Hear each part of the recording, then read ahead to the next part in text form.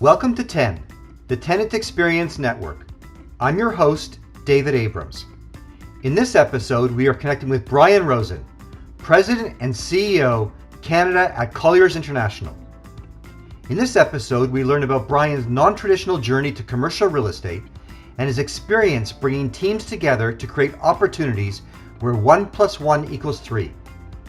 We discuss the long-term nature of the industry and the role that buildings will play in supporting their business partners. Brian goes on to say the best operators are investing in amenities and engagement with the tenants and community, and that's why tenant experience apps are going crazy. Our conversation also addresses the importance of ESG as just one example of delivering on what tenants want, and how the same attention to environmental concerns was an early impetus to the development of HILO in order to reduce print communication and move buildings towards digital connectivity.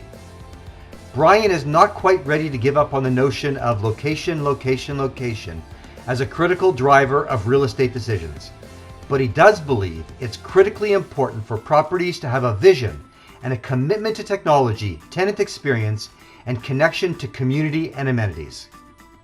We're excited to be sharing this podcast with you, so be sure to subscribe to 10 so you never miss an episode of the Tenant Experience Network. And now I'd like to welcome Brian to the show. I'm really glad you could be with us today. How are you? I'm doing well. Thanks, David. Thanks for having me on. My pleasure. So tell us about your journey to your current position, your current role. How did you get started? Sure. So kind of non-traditional a little bit for this position, but joined Colliers in 2019. In the halcyon days when people could actually get together more frequently. But it came from my background. I spent many years, about a decade at Iron Mountain, which is a large occupier. It's a REIT, and spent time in corporate strategy before that. But I joined Colliers in 2019 to assume a new position, a chief operating officer for Canada. Really, it was a planned succession role for our longtime CEO for Canada, David Bowden, who has subsequently moved in and started a new business for us in Canada, a strategy and consulting business. But it was a planned succession, and I came in 19, spent a year learning the business, meeting clients, meeting employees, going around everywhere. And then I stepped into the CEO chair on March of 2020. So good timing. Very well timed. Very well timed. It's interesting. I was on a different podcast right in the middle of the pandemic, and we made a joke that it was I'm kind of a black swan. I graduated undergrad and business, the .com bust, and graduated business school, great financial crisis. So kind of was fitting that I came on board during that time period. But it's been great. I've been in the chair almost about 2 years now, and Colliers was looking for a little bit of a different perspective on the business, someone outside the industry, but real estate adjacent. And that's why they looked at me, and I came on board, and it's been a great ride for 2 years. Crazy, weird. It wouldn't have ever in a million years guessed it would have been like this, of course, right. But still fun nonetheless. Yeah, interesting. I once heard a founder of another startup talk about how they recruit and how they often will look outside of their industry. Which is very atypical. Often, you want someone to, let's say, head up sales. You'll find someone in sales at a previous SaaS startup. But his approach is, I can do that already. I can, it's not that hard to find someone that's done what we already do. I'd rather bring someone in that brings a completely different approach, different experience, and we'll look at it, really in a very unique manner. So I think that's awesome when people have the wherewithal to actually, exercise on that plan. It's not easy always. It isn't, and we typically don't do that, and so I was definitely an anomaly in that standpoint. But we've done it in our business, particularly in our brokerage business. We've mixed in a lot of new over the last 2-3 years, a lot of new MDs from outside the industry. We've blended it because you can't have all new people in there. Right. You have to have a mix of some experienced hands to train them and provide this is how it's been done and how it will be done. But it's been really, really effective for us getting experienced business leaders in that can add a different perspective for our brokers and for our clients. Yeah. But they have to be quick learners. You have to get up to speed in this business. You got to want to get out there and do it. It's a people business. Yeah, for sure. And again, the non-traditional entry into real estate. So again, I'll ask, why do you think you were so uniquely suited for this opportunity? So what helped you to become successful in this role, which was perhaps unique to your experience? I think I've had a lot of experience with bringing together teams, and Colliers has multiple different types of businesses. Now we're very decentralized. That's part of what makes us special. It's really derives from the Peter Drucker School of Management. Jay Hennick, our global CEO and largest shareholder, he was literally a mentee of Peter Drucker. So that methodology has been infused in our business. So we've built all these amazing engines that run almost independently for years. So what I have a lot of experience doing is bringing together and integrating value propositions and getting teams to work together and collaborate and bring out the old trite expression, 1 + 1 is 3. Right. And so that experience with just the large complex organizations and really being in a professional services organization, you have to want to be with people all the time. Right. It doesn't have to be in person, as we're going to talk about always, but right. Being with clients, being with people, I think it's such a critical element, and that's something that for me has been part of my management journey for 20 years. 20 years. Sorry. Yeah. Don't date yourself. No, don't worry. I go like this, and I feel some smooth, and that dates me pretty quickly as well. Listen, there's a lot of commentary right now around the return to the workplace, and there are some very extreme opinions being expressed, often confrontational, sometimes polarizing.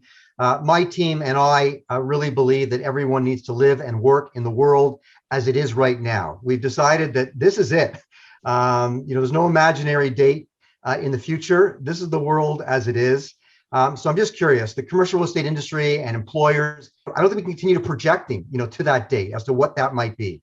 What is the return to normal? And perhaps living in the world with COVID as it is right now is our new normal. So I've got a few questions to ask you in light of all that preamble, around what do you think this means for the commercial real estate industry? Yeah, that's a big question. I mean, I think let me unpack some elements of that. I think I agree with you that we can't always be looking out to, well, what's going to be the final place. It's I go back to the .com situation in 2001, where what happened was we had this huge rush to e-commerce, all these new things that no one ever saw before, and then it blew up. Yeah. But where the reversion to the mean was, the resting place was still much more advanced for e-commerce, right, even though there was a humongous reversion. So I think we're in the middle kind of a little bit of a market correction, but there will be a reversion to the mean. So, right, I think some of these proclamations were way too early. We were saying what the world was going to be like in the middle of an experiment with no variable and control. There was only variable. We also thought that experiment was going to last, 6 weeks or 3 months or 6 months. So that was part of the problem. And it was impossible to determine what it would look like, because when 90% of people are working from home, of course it works better than it would be if you're at 60-40 or 40-60 or 80-20. Right. It's just an unfair comparison. So I think we were in no position to make those proclamations. So, I think pragmatically, I agree with you. We're in the world we're in right now. And we have to make it work for the foreseeable future. But real estate is a 50-year game, right? We build assets that last a long time.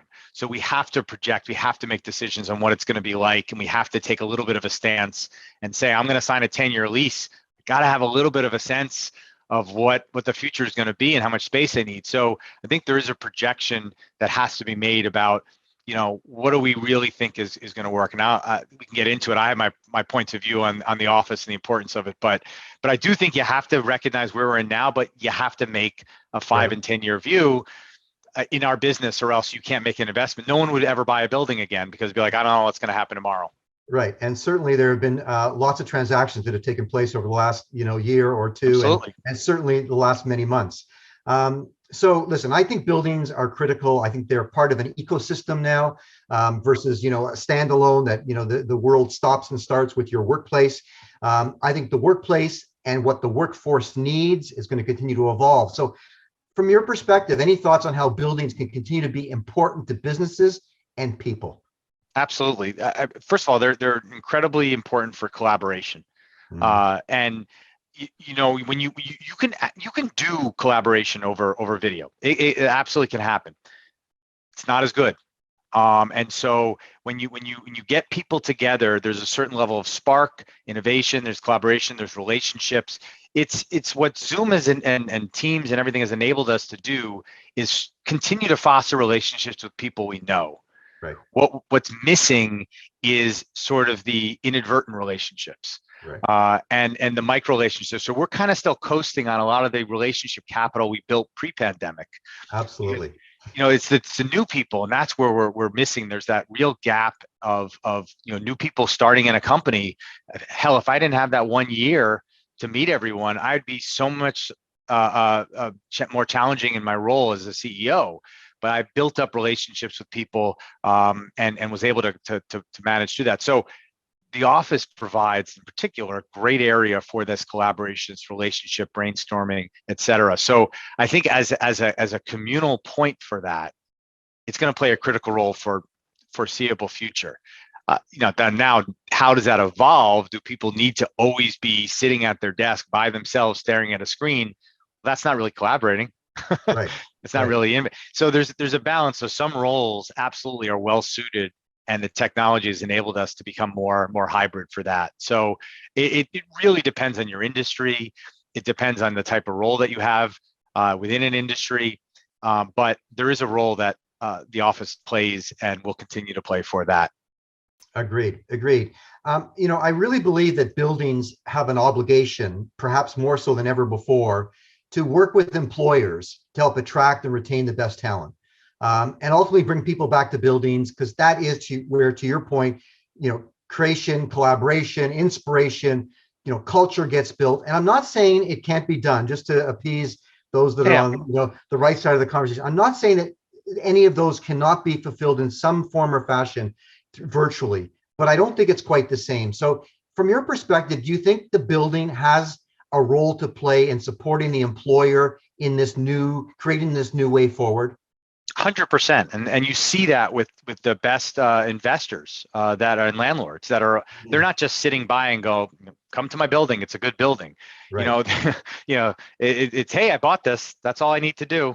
No, they're investing in it. The amenities are so critical and becoming even more critical. How do you attract people back in? Well, you have to redesign the attraction of coming to an office, right? So, historically, that's why you think about Toronto, the path system and all the retail, and maybe that's going to have to evolve too. So we see malls evolving their mix of stores as the in-person shopping experience is changing. We're going to see that with retail in the retail that's in a building, the amenities, the ability to have, tenant experience apps, all the different functionality that comes with that, engagement with tenants and engagement with the building and engagement with the community. It's critical. That's why tenant experience apps are going crazy. Right. I know it's a vested interest in this audience here, but I would be saying that if anybody off the street was asking me about this, and I spoke at another event about it, it's because the landlords are engaging with the tenant. They have to make this a place. Even another example of that, think about the ESG initiatives that are going on. Some of that's because it's business, it's cheaper to save money on energy. Some of it is because of morality and societal desires. Some of it's because you want to engage with tenants who are demanding it. Right. And so there's an accountability on the landlord and the building to cater towards the tenants what they want. You will attract a better, higher covenant, more valuable tenant with larger needs if you offer more things they want. So I think you'll agree that landlords, building owners, operators are certainly listening more so to tenants than ever before. And it's not just the person that signs the lease, it's really understanding the needs of the entire occupant experience. So that's a good thing, I think, for the industry. Yes. And it's interesting when you talked about ESG, because that really, in some indirect way, that is really one of the reasons why HILO even exists today. When I first wrote the strategy document for creating a digital communication platform delivered through your smartphone, it was because buildings were going at that time for their LEED certification. They were thinking about being more green, more eco-conscious, more sustainable. And the main method of communication at that time was print. and Yep. we were desk dropping all kinds of printed materials on everyone's desk, and all of a sudden everyone was saying that's not going to work anymore. So Correct. it's interesting to see how, what is now all about really tenant experience, but it started more from an environmental push. So I just reflected on that as you mentioned that. Yeah. So we believe the pandemic has sort of recalibrated the market to recognize that buildings are really places for people. We've all got buildings right now. In some cases, they're relatively low occupancy levels. I think we'll agree it's not much of an asset when there's nobody in it. So people are the real asset, not the building itself. And as a result, tenant experience, to your point earlier, is now becoming, the real differentiator and is driving real estate decisions, perhaps more so than those historic determinators, such as location and class. So I'm just curious, if now is truly about creating the best customer experience for tenants, can you share your thoughts on how we will define that, in this new world today and going forward? Yeah, I don't think I still think location is a good way to think about it. I mean, why is a building so desirable if it's on a transit hub, if it's, Right. got the surrounding area? I mean, I think location is so inextricably linked with a building's value. But you can have two buildings in the same location, and why is Yes. one more popular than another? And that's where the age of the building, the amenities, the layout, the design, the tenant experience, all that starts to play in there. So all things being considered, but location is still obviously, I would say, an absolutely essential and critical factor for the building. So sorry, getting back to the question. Yeah. Just sort of, how will we define customer if experience is going to be a major differentiator? Right. Maybe not the only one, or maybe not even more important than location, but pretty significant. What does that look like? And in a world where we're trying to now recognize that hybrid will likely win the day, my perspective. Yeah. People are going to work where it's best. How does experience within buildings? What role does that play? It plays a big role. So one of the things we didn't talk about before, and it's tagged to this, is there's a flight to quality in some regards that's going on right now. And so no more is that more apparent in Calgary, where you hear all these horror stories about the vacancies, which is real. But in the highest caliber office in the AAA Right. area, the vacancy is not nearly the same as it is in just slightly lower class, the B and C buildings. So it's very clear, even at a very tough market, the vacancy is low because there is a flight to quality, and you see that in going on right now still too in the major markets, Toronto, Vancouver, et cetera. I really like that perspective that, bringing in the notion that quality can now be the reason why, you can offset some of the downside. It is, and that's where some of the experience comes in, and what it looks like.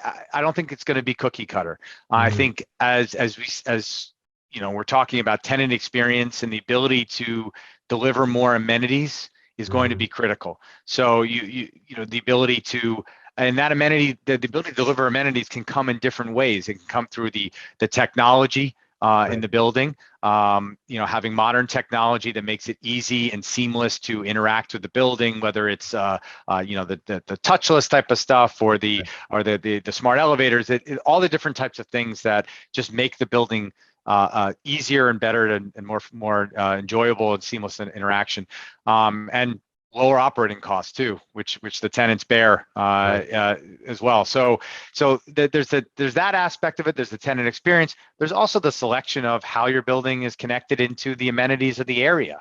So we talked about location. Are you located on transit hubs? Are you located by great retail? What type of retail is in your building? What type of entertainment is in your building? So as before, maybe you get a Rabba, a convenience store, maybe you get a Shoppers or things like that, and maybe that's exactly right for the location you're in.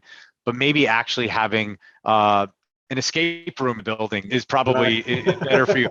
I don't know the answer. The answer is it's going to be bespoke. But as we start seeing these, we call it placemaking, where you're creating a place, you're creating.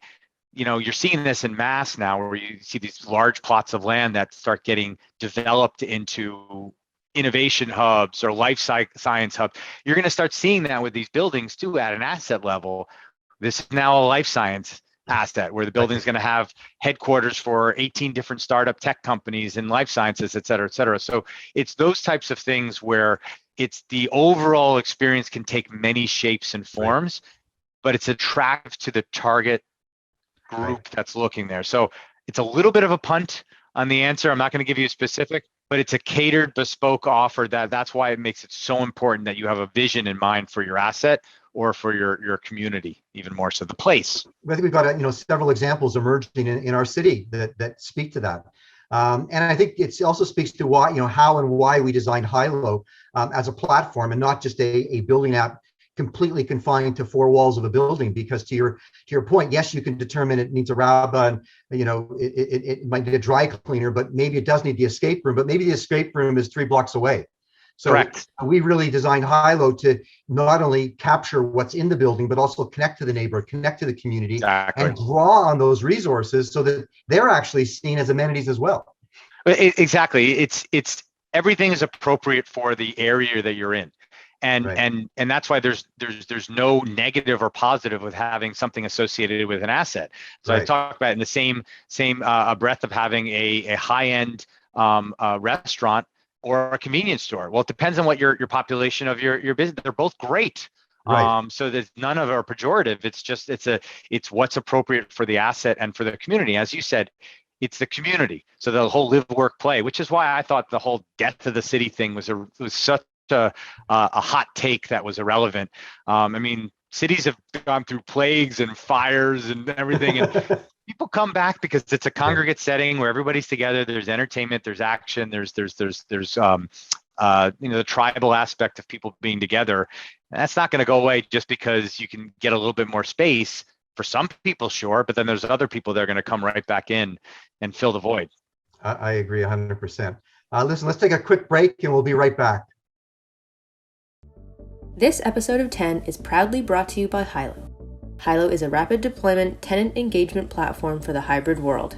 The pandemic has created shockwaves across the commercial real estate industry, and now, more than ever, we realize that the most important asset of a building is the people. Building operators and employers now recognize that people want new kinds of spaces, services, and amenities to accommodate a hybrid workforce. Tenant engagement solutions that support the hybrid workforce, connecting people to buildings no matter where they are, have become a major differentiator as buildings compete to retain current tenants and attract new ones.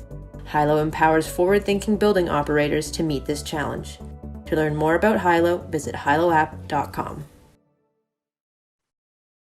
We're back with Brian Rosen, President and CEO of Colliers Canada, a global leader in real estate services and investment management. Thanks again for being with us. Glad to be here. We're living through a pandemic. It certainly has been challenging for so many people, but it's also provided an opportunity to, as I like to say, be better, do better, and build something better. Can you share any details on any aspect of your business, some part that you can share with our audience of listeners that is now being reimagined to reflect the reality of where we are today?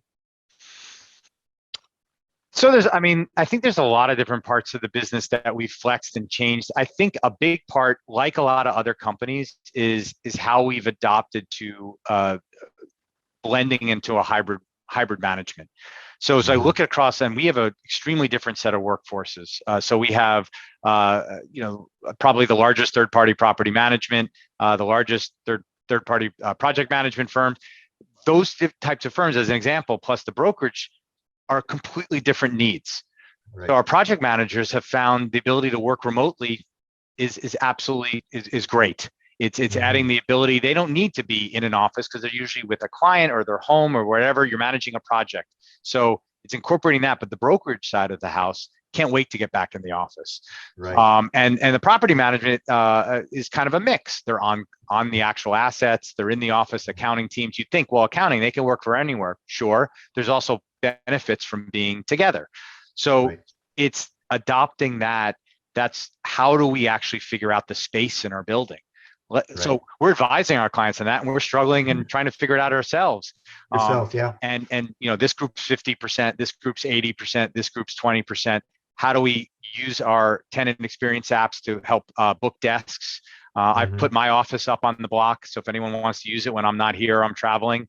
Absolutely. It's not that big. Don't worry. Okay. It's the exact same as every other office. That's all right. That's all right. So, but it's that type of approach. But also, we had to make a major investment to retrofit our boardrooms and conference Right. rooms to have Teams technology. They were all a mishmash, and so that was a big investment we made at the end of last year and into this year. So it's that type of. I wish I could say it was novel, but we're going through it just like everyone else, and it's beneficial for our business to figure out how to do that, because we're trying to adapt to also what the talent wants, and some talent wants to be in the office, some wants to be remote. To be honest, we don't have a choice. Like, your job necessitates one or the other, so that's just the nature of the jobs. Yeah, I think the fact you're going through this yourself as a corporate entity and sharing it publicly, thank you, with our listeners, also helps in your discussions with your tenants as well, to have empathy towards what they're trying to figure out, what they're going through, and provide counsel, also based in part, I would imagine, on your own experience. Exactly, and we've gone through each iteration. I've signed multiple leases during this pandemic, one for a slight reduction of space, one for an increase in space. So we're going through all the different types of efficiency benefits. We're growing so fast that we actually need more space. So it's I would say adopting to how do you actually make it work. So going back to our first conversation, actually projecting forward 5 years and saying, how could we make some of this work, and what are some of the optionalities if things change? Right. Great insights, Brian. Thank you so much. Our closing speed round is an opportunity to get to know you a little bit better. So here we go. Can you share one way in which the pandemic has changed your outlook on life? So I'm gonna be boring on this one. It hasn't at all. Wow. Like I don't know why it would, other than I'm bored. Like a lot of other people, I haven't traveled in 2 years, and I haven't gone to restaurants, and I would admit my family were probably a little bit more on the cautious side, so we just don't do that. But that hasn't changed my outlook. I'm still, the things I like are the things I like. The things that are important to me are the things that are important to me. I just wear a mask more often, and I'm more bored right now. But okay, fair enough. Well, you spoke about travel. What travel destination do you miss most? My folks live in Florida. And I've been going down there every year since I was born, because my grandparents lived there too. And so not having a chance to go down there for a couple of years has been not so great. We have a trip booked there finally, so we'll be going there in April. But but it's been that's been the one spot that's been. I mean, there's a whole bunch of places I wanna go that we've canceled our trips and stuff, but that's the one that's the because it's seeing my family too. Most important. Totally get it. Anything new on your bucket list that you'd like to try to experience?